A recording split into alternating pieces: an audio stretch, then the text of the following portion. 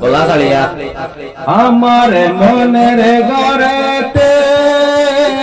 রেখেছি যারে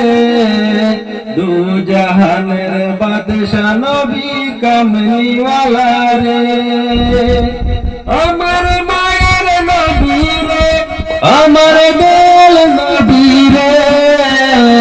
দু জাহানের বাদশা নবী কামলিওয়ালা রে পিতা আদম যখন মুসিবতে পড়ে মুদের নবীর উসিলাতে আল্লাহ কবুল করে সাকাওয়াতের বিছানাতে দেখা দিয়ে রে দু জাহানের বাদশা নবী কামলিওয়ালা রে দু জাহানের বাদশা নবী কামলিওয়ালা রে আমার মনের ঘরেতে রেখেছি যারে